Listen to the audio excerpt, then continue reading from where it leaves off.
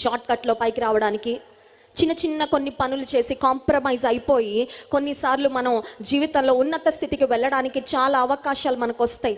ఇంకోటి ఏంటంటే, మన ప్రక్కనే కొంతమంది జోరీగల్లా మనకు చెవులో చేరి పుష్ చేస్తూ ఉంటారండి, ఫోర్స్ చేస్తూ ఉంటారు.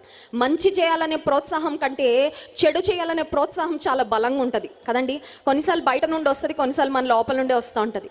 ఏది రైటో, ఏది గాడ్లీయో, ఏది దైవికమైనదో, ఏది సరైనదో అది చేయాలి అనే ఒక హృదయం ఒక వైపు ఉంటుంది. కానీ ఇంకొక వైపు శరీరం అంటూ ఉంటుంది. అంత అవసరమా నీకు? నువ్వు అంత కష్టపడాలా? నీకు అన్ని ఇబ్బందులు అవసరమా?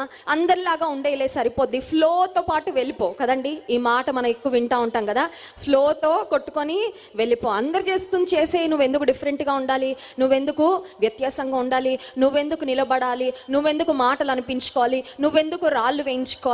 నువ్వెందుకు 10 మందిలో ఒక ప్రత్యేకంగా, ఒక వ్యత్యాసంగా ఉండాలి అని ఒకవేళ నీ హృదయంలో ఒక ప్రేరేపణ వస్తూ ఉండొచ్చు.